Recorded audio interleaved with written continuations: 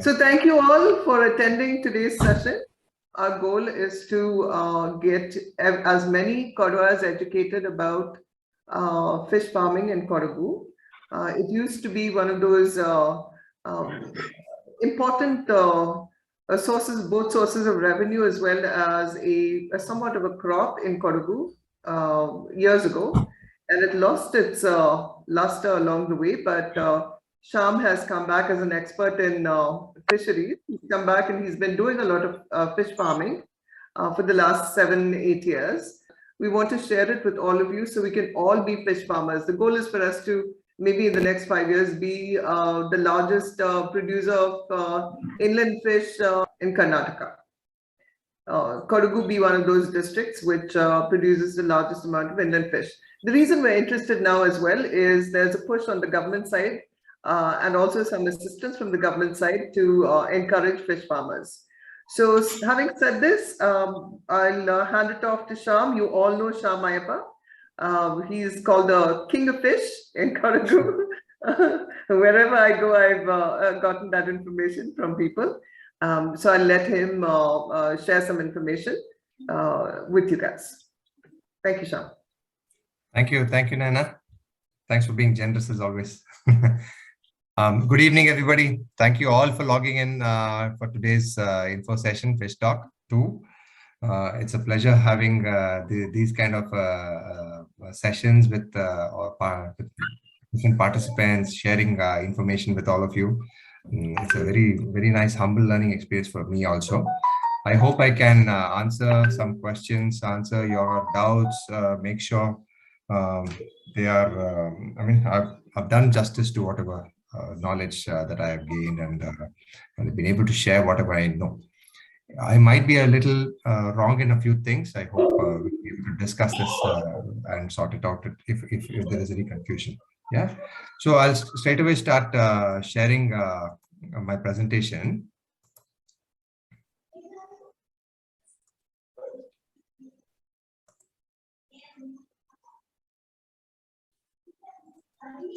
So today's session is about adopting the best methods for commercial fish farming in Cook. So in the first, just to highlight what we had done, in the first fish talk, we had shared some details on basics on the type of fish that we grow in Cook and the practices that are followed in Cook, or what are the challenges that people of Cook face, a general overview of fish farming that is done, and how you can best improvise on the existing practices, what we had shared. I'll just go through it in a quick few slides again. These are the type of fish that ideally everybody grows in Cook. It's katla, rohu, grass carp, common carp, and nowadays there are a few new varieties that are available like tilapia, baremeen and marel, amur, common carp, and pangasius. So in the first session, we had given you an introduction to about fish farming, the types of fish farming. We had shared a few economics of what you can expect when you do fish farming, and we have a link for the first session. I'm not able to share in the chat box, but if you get back to us, we'll be able to share the link for whoever has missed the first fish talk, the basics of fish farming. We can share that, share the link to whoever is getting to you. Shyam, let me just interrupt for 1 second. Whoever is not on mute, please put yourself on mute. I think there's Puaya, Benu, and Jeevan's iPhone. You're not on mute. Please put yourself on mute so we're not hearing, we're not disturbing the speaker. Thank you so much. Yeah. In the basics of the pond culture, we had spoken about how to prepare your pond, what is the stocking density you should ideally follow, what are the feeding practices, then how do you harvest, and about record keeping. And in many ways, with my experience of farming fish for the past 7 years, I think we move to a new level of commercial fish farming, we think there are two, for people who value, who want some value for the effort that they're putting, who are looking at an alternate source of income, and looking at fish farming as a viable source of income. I think there are two good methods that farmers can follow to start or to convert themselves to commercial fish farmers. The first one in that is the liner pond system, where if you have plain land, if you have unused land, or if you have a big pond and you have some space or paddy fields near the big pond, which are not being used, you can convert them to liner ponds. So what is a liner pond? Liner pond is when you dig an area up, you put the mud that you dig on top as a bund, and you line the whole pond with a waterproof liner. It can be HDPE liner, it can be silpolin, it can be poly sheets. There are many commercial liners available. It's a very proven technology. There are commercial people who will come and fix it up for you on the spot for a certain charge, of course. So ideally, these liners come in whatever shape and size that you want. Ideally, you can design your liner ponds to be small, say 50 by 20, or a large one, say 150 by 150 by 100, or typically rectangular ponds. That is ideal for lining the ponds. So having lined the pond, what happens is you ideally create a waterproof system which can hold all the collected water, or bore water, or river water, or whatever water you want to fill in. It's good for rainwater harvesting systems also, as well as you can use the same system for commercial fish farming.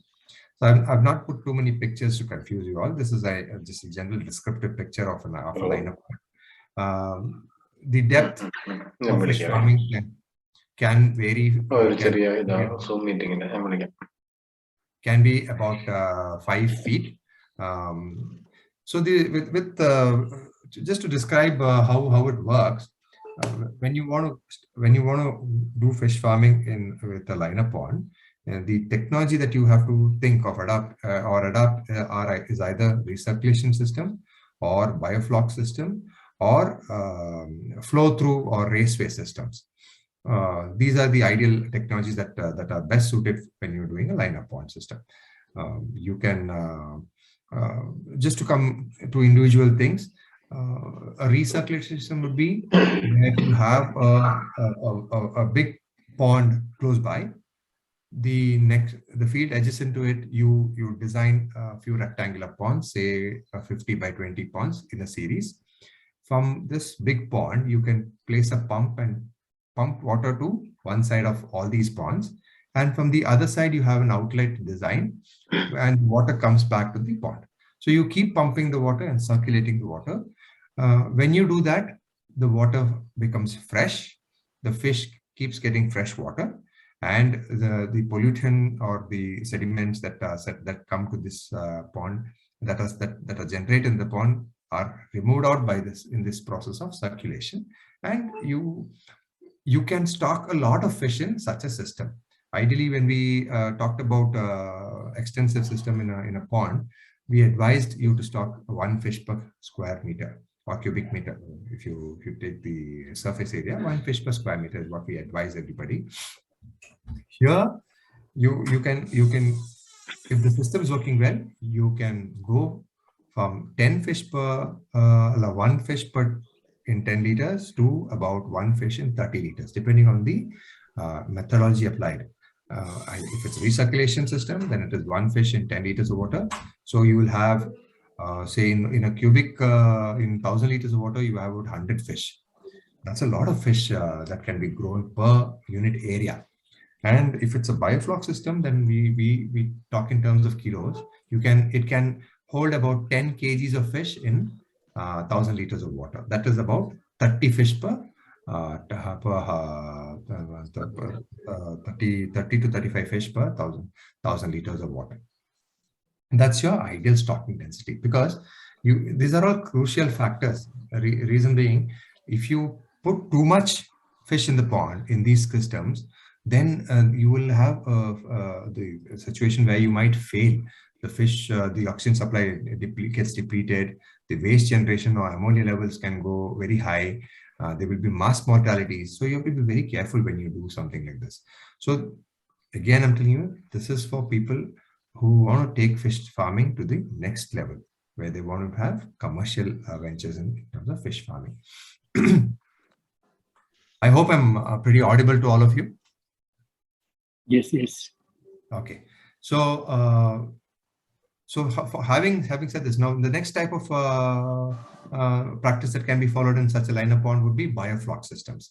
Now, biofloc system is a system where you stock your water, you stock your fish in the water, and once the fish starts growing and starts generating waste, that is ammonia, you inoculate it with the carbon and the bacterial inoculum, which starts eating the waste up that the fish generates and converting the waste to feed, something called flock.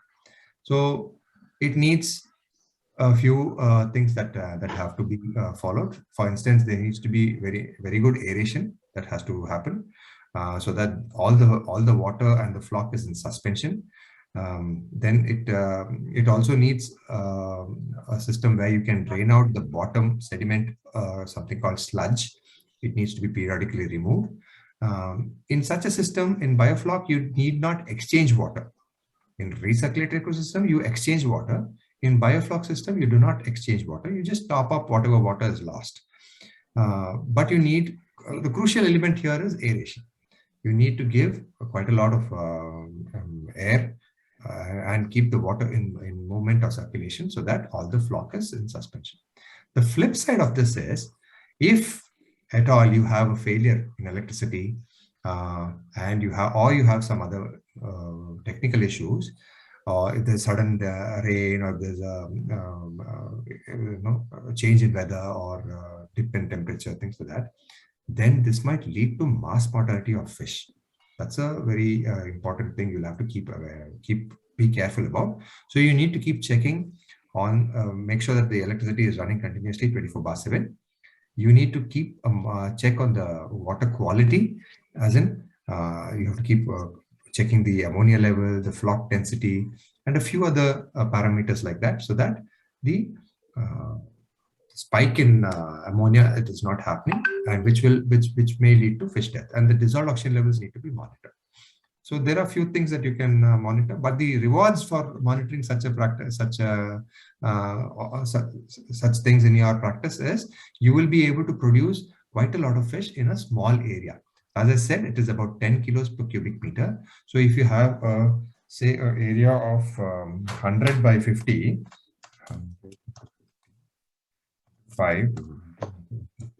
that is about 700 cubic meter of area, then you can grow about 7 tons of fish. So in a 100 by 50 by 5 area, the potential to grow is about 7 tons. That's quite a lot of fish that you can grow in a small area. So you imagine you have a series of such ponds. Your capital investment is quite high, but your returns are also quite high. And you need to feed the fish with commercially available fish food, which is quite available locally nowadays. So as far as the line-up ponds are concerned, these are the basics of how a line-up pond works, stocking density. And when you do such a system, there is also a limitation as to what you can grow. You may not be able to grow katla, rohu, grass carp in such a system. You have to choose between tilapia, you can grow pangasius, you can grow murrels, you can grow common carp, you can do ornamental fish such as koi carp or goldfish also. As Aqua Ventures, as a company with the Matsya Seva Kendra that we have started, we will be able to provide all of you with assistance on the preparation of a detailed project report. We'll be able to guide you through through registrations with the fisheries department. Another important issue that I would like to raise in this, when we talk about commercial farming, is all of you who are interested in commercial farming have to register your ponds or tanks or area with the fisheries department. The reason is, one, there are so many benefits that the fisheries department is giving out to all such farms. There are subsidies available. Also, if you are registered, then the availability of fingerlings, all that also becomes easy. And in case there are any issues that need to tackle, the fisheries department will be able to help you. So we will be able to guide you through all such registrations. We will be able to help you with the farming, and we will be able to help you with the harvest as well as marketing of such a commercial product produced fish. The next system that we are very excited about is that we can actually do in Coorg is cage culture. Now, what is cage culture? Cage culture, as you see in the picture, is if you have a big pond, say a 200 feet by 100 feet pond, which is prone to flood, which is very deep. Most of our ponds are deep. They are about 20 feet, 15 feet deep. So in such systems where you will not be able to grow fish commercially in those ponds, you can install these cages. Now, cage is covered all over. All 6 sides are covered by nylon mesh. You float these cages in your pond. Based on the pond size, we will be able to advise you on how many cages you can have per pond. Because again, it's subject to the stocking density or stocking density capability of the pond. You cannot stock too many fish, then the water quality becomes bad. Now you can float these cages in your pond, and you can stock the fish as you see inside the cage. You can stock the fish inside the cage. We have exciting links to all the videos of stocking, launching, as well as feeding. And if you get back to us, we'll be able to share those links. We wanted to share it in the chat box, but we'll be able to send you those links if you can get back to us with the numbers that we'll highlight later on. So you can stock the fish inside those cages. The fish stay in the cage. You feed the fish in the cage, and they grow in the cage. It's akin to your broiler chicken farming, where it's very protected. All your fish are inside the cage. You're feeding the fish. The fish starts eating. They start growing. As they grow and they come to a certain size, you can get the cage to the side of your pond. You can lift the cage, or you can selectively harvest how much of a fish you want, and you can put the cage back in, or you can take out all the fish from the cage completely. Now, this is a very secure system in the sense it is protected from all birds. There won't be any bird attack. It is protected from other predators like snakes or other predatory birds or fish, and the fish stay happy inside the cage. Now, here also the stocking density is very high. Per cubic meter, we advise a stocking density of 125 to 150. So ideally, when we talk about the practical, with our experience of commercial cage culture, we think a 20 feet by 10 feet cage is good, with a depth of about 6 feet. You can stock close to about 2,500 fingerlings in that. Tilapia, if you're stocking tilapia, you can stock close to about 2,500 fish in that. Let me go to the economics of this.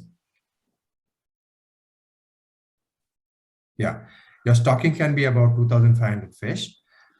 You can grow these fish over a period of 6 months. So you can plan to have 2 cycles of fish farming annually. Then you can have a targeted production of 500 fish per cage. 500 fish per cage. The total quantity of feed ideally required is about 650 kilos. So the cost of fish, when we talk about fish growing in cages, the point that you need to probably note down is you need to have a pre-growing stage in this, in the sense when you get small fingerlings, say about 1 inch, 2 inch fingerlings of tilapia, you have to grow them to about 10 grams ideally in a liner pond system or another tank system, which is a little easy. And then once they come to 10 grams, you can stock them in these cages. Otherwise, they will escape from the cage. They're too small. The cage dimension, the mesh size is not too small. So there's a chance that these fish will escape from the cage. So you grow them to 10 grams and then you stock them. Yeah. So the pricing of those fingerlings is a little higher, 10 gram size. So that comes a little high, but even then you will be able to get about close to about 32% return. So ideally you can stock, if you have a situation where you're doing 3 cages in your pond, that means you can grow about 1,500 kgs of fish. You can do 2 cycles in a year. That's about 3,000 kilos of fish. And your income from sales at around 150 rupees a kilo will be about 3,40,000. Estimated expenses is about 3,40,000. Income is about 4,50,000. So you can easily make a profit of 1,10,000 from 1 year, recovering all your capital investment, recovering all your working capital also. So the prospect of having a profit generation model is very, very nice with cage culture. If you see the last picture in the slide, it's a battery of cages that have been arranged. So if you have a very large pond, people who have very large pond, 1 acre, 2 acre ponds, you can stock, you can have a battery of these cages, and you can have a series of cycles going on. You can time your harvest according to the market. There's so much flexibility that you have with cage culture. Again, as Aqua Ventures Matsya Seva Kendra, we will be able to help you with the preparation of the DPRs. We'll be able to help you with the setting up of the cages. We'll be able to help you with procurement of fingerlings and fish feed, and help you with the farming cycle. We will also be able to help you with the harvesting as well as marketing of the fish. The species ideally suitable for such cultures are, again, tilapia. You can do pangasius. You can do koi crabs. Then I'm not too sure if you can do marl in such a system. We haven't tried it, so we wouldn't advise you all on marls. So ideally, tilapia, pangasius, and koi carps are good, suitable candidate species for growing in this, and they have good market acceptability as well. So having covered these 2 aspects of commercial fish farming in Cook, I would like to go back to the and explain what you will be able to, what you should try and do with the current fish stock that you might have. For people who already bought fingerlings from us, there are a few tips that I'd like to share in how you can manage your existing stock and get a better harvest from the existing system that you're following. We have just passed the monsoon session. And we are getting into a good phase where the temperatures are good. The water temperature is also good. You've released your fingerlings. You would have done some fertilizing of your pond and things like that. And now is the time you will have to revisit your pond. You will have to see how the fish are performing. You will have to fertilize your pond again when the sun's up with cow dung and the other practices that I advised in the first video. Get the plankton levels up so that the fish start growing well. You have to capitalize on this time, because after December, when we hit winter, the water temperature kind of drops. You will, as the water temperature drops, the fish does not respond very well as in they do not grow too well. So if you are feeding your pond with commercial feed, then that's the time, winter, December, Jan, Feb, is when you will have to evaluate the consumption of feed and then take a call on how you want to feed the fish.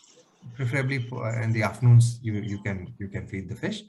Otherwise, you early mornings and evenings you should not be doing any feeding. And pass the winter session, and then step up the feeding once you're close to harvesting cycle. Again, water quality is again another issue that you will have to care about. You have to see if the plankton levels are good. If it is starting to turn slightly dark, then you will have to do some water exchange. There might be, and early mornings, if all the fish are coming to the surface to gasp, that means your dissolved oxygen levels in your water are really low. Please be careful. You will experience mass mortality of fish if you do not take care of things. You can tackle these situations by exchanging water or creating some sort of an aeration effect in your pond. Either fresh water comes in and old water goes out, or you put a pump to the same tank and just pump the water back to the tank and splash it on the water. And when you get towards coffee irrigation, that's the time you have to plan about the harvesting cycle for that year. That's when you will have to think of when the water level goes down, how are you going to tackle harvesting? Where is your market? What might be the quantity of fish that you would like to sell? What is the price? And things like that you will have to pre-plan before you get into a stage where it becomes a necessity to harvest the fish. Thank you for your patient hearing and Thank you. And accepting my views. If there are any queries, or if Naina would like to conclude the session. Naina has logged out. So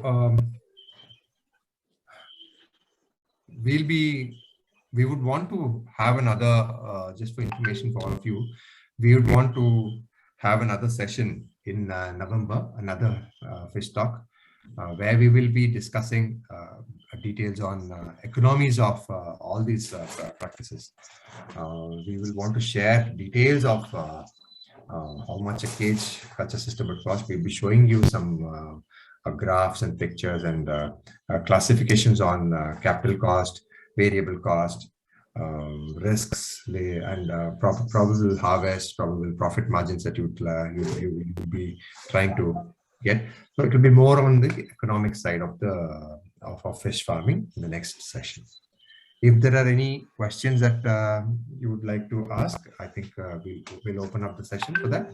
Thank you.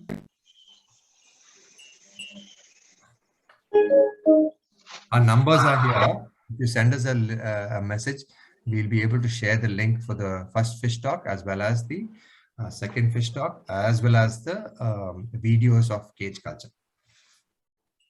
So if there are any queries, any questions that you would want to ask,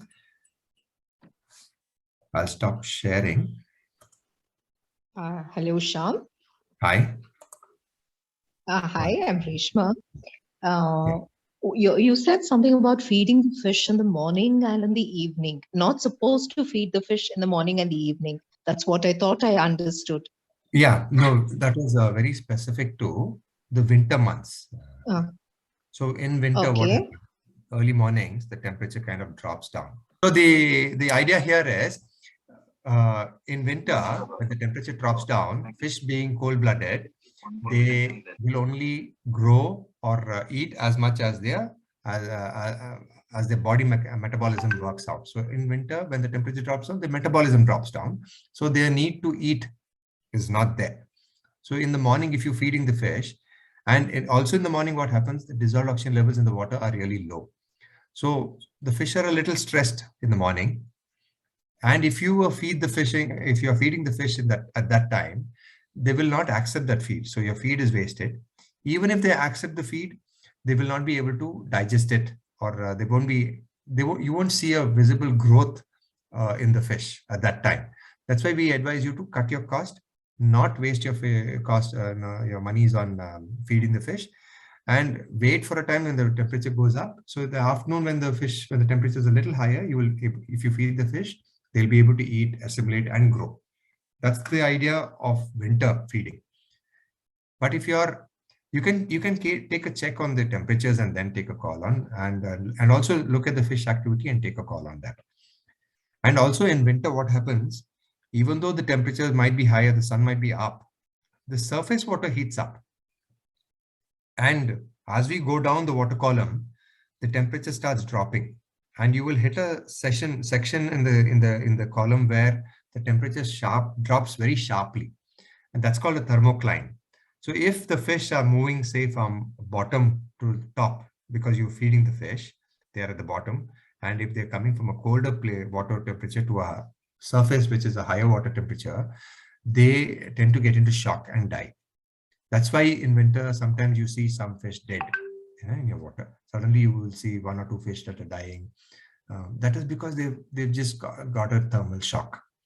So you avoid all those such things by not feeding early in the morning and wait for the fish to start becoming a little active and then you feed the fish. That's only for winter. But now is a good time to feed. Now is a good time to boost their growth rate. Now is a good time to understand, fertilize and improve the plankton levels in your water. Yeah, thank you. And is it mandatory that we'll have to take away what is left over? I mean, the feed that is left over, is it mandatory that we need to take it out or just leave it like that? No, it depends on your system. If it is a liner pond system, then what happens? Whatever's left, if it is possible for you to remove the feed that is not being eaten, then you will be taking care of the water quality issue there. If it is not eaten, then it has to, after some time, the floating feed will sink and it goes to the bottom. It adds to the waste. It increases the ammonia levels. It becomes very poisonous for the fish. But if it's a pond or a cage, anything that is left unfed, that is uneaten, gets out of the cage. It sinks to the bottom, gets out of the cage, and goes to the floor. And all the fish waste also. That's another advantage of cage culture. All the waste is getting out of the system. So the fish in the cage are always getting fresh water, clean water. You put a small aerator or do some exchanging of water. The fish are in good space. All the waste goes down. It goes to the floor. And in the bottom of the pond where the soil is there, the bacteria starts working on it and breaks it down, and that cycle goes on. Okay.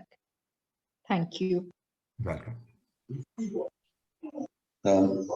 Shyam. Yes, Hello. Yes. Yeah.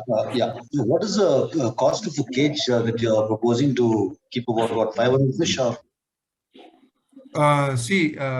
The size that we are advising is a 20 feet length, 10 feet width, and 6 feet depth. That is the size of the pond that we are ideally suggesting.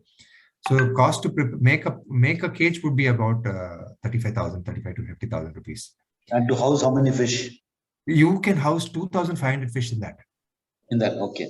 And you can expect a production of 550 to 600 kilos. All right. And readily available? I mean, how much time does it take for you to get us cages? I mean, where do we order? It doesn't take us too long. We have the material, we have the workforce. If the plan is there and the system can be put in place, it won't take us too long. We are equipped to do that, handle it. But there are certain design challenges that are there when you're launching the pod, the cage. It needs more elaboration on that. No, why I was just talking about the cage cultures, because we've had so much of flooding into our tanks over the last couple of years. We had so much of unwanted fish, like the catfish and the local tilapia into the thing. So whatever fingerlings we're releasing, I don't see the success rate because they're not carnivore fish. They just finish it off. Correct. It's a big challenge we face here. So you can overcome all those issues if you go for cage culture.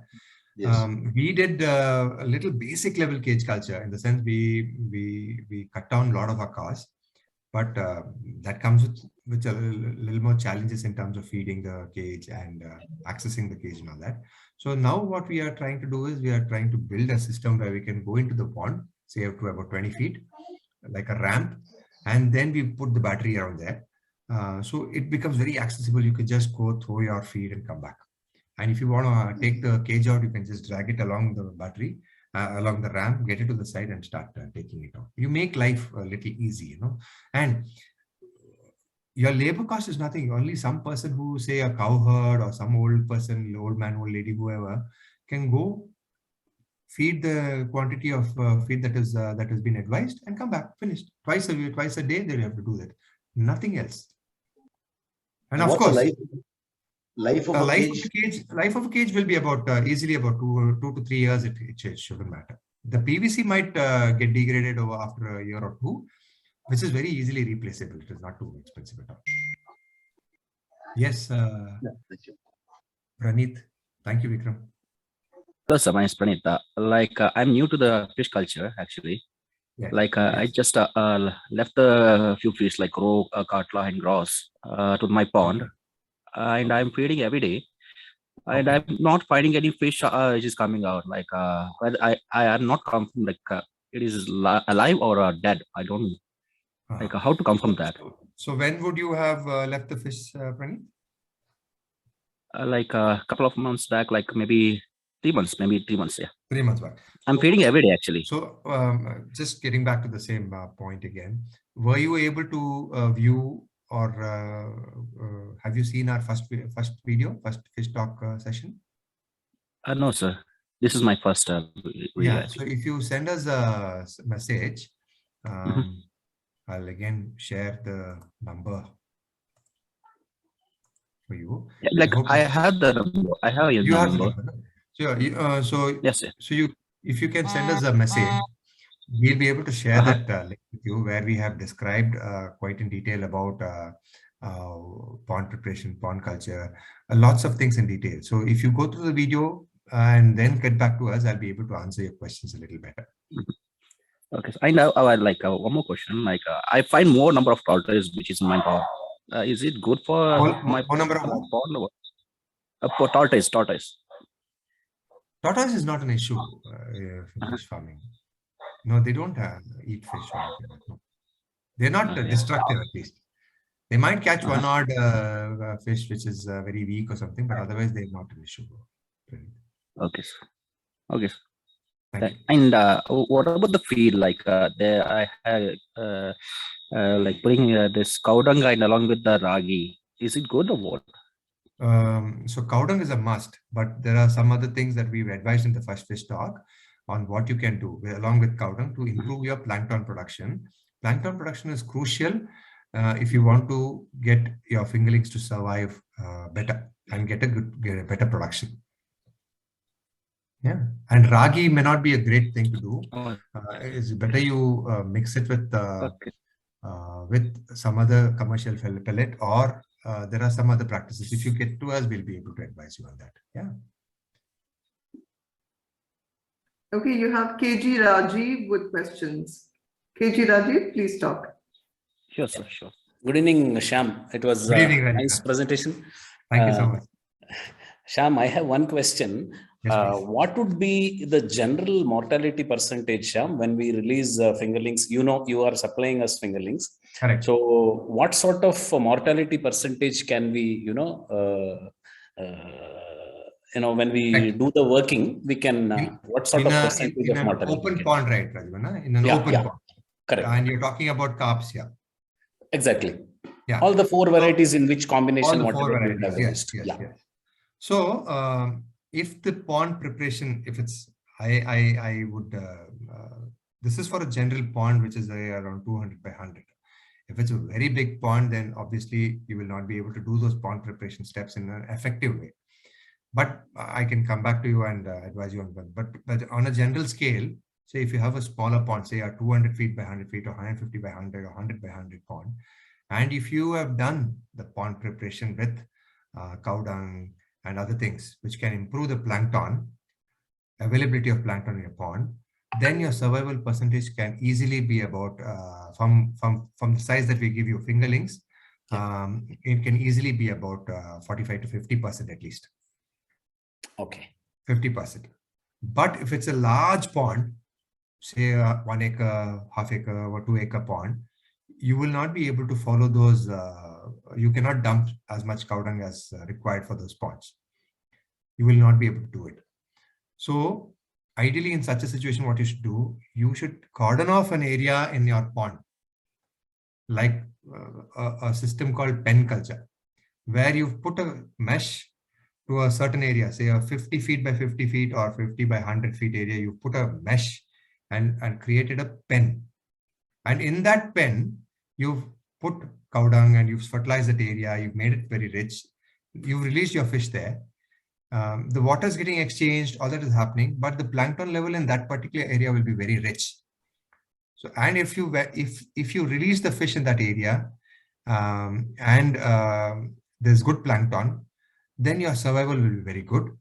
Once it passes, say, a month after you release that, the fish are doing well, they've grown to a little bigger size, then you open the pen and release the fish into your large pond. If you do that, then your survival can be very high. But in your system, if you've just released your fish into your tanks, because that calls for additional investment as well. That's where the problem. That's why I don't advise you on too many things, because every pond, if you want to create a pen, you want to have that area, then it means you have to buy those nets. You have to have some sort of a management practice to follow. You have to monitor that there are not many pests and predators in that particular area. Yeah. If you do that, you'll be 50%. But in an open pond where you are releasing fingerlings, you should easily get about 30% survival. Okay, Shyam. So our target should be between 30 to 50. 30 to 50 with the management and practice that you can afford to follow. Understood. Another one follow-up question. Yes, what sort of growth can we anticipate in a year? In a year, average growth of fish in Coog is it's about 500 grams to 750 grams. Average growth. This applies to all the 4 varieties or all the 4 varieties? Yes, all the 4 varieties. Okay. Now, when you release 1,000 fingerlings, or say if you talk about a percentage level, there will be 10% of the fish fingerlings which are excellent genetic material, because they're produced in thousands. So only 10% of them will be excellent genetic material, in the sense they are the fastest growing, best growing, fast feeding, best survival. So those will reach to 1 and above kilos in that first year itself. The remaining 70% or 60% of them are the averages, which grow to that 500 to 750 grams, provided the conditions are good. And the remaining 30% of them, or 20 to 30% of them, are really poor quality fingerlings. They have very weak genetics.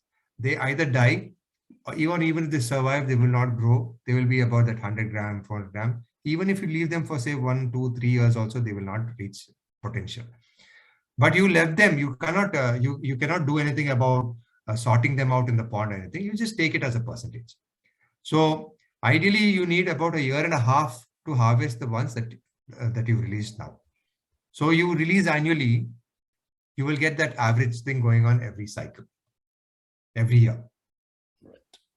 So harvest has to be, you knock off the big ones so that the smaller ones get a chance to grow bigger. Perfect. Thanks. Thank you so much, Shyam. Thanks. You're welcome.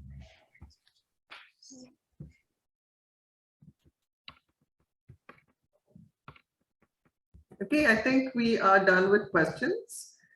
So shall we close it? Yes, please, Nana.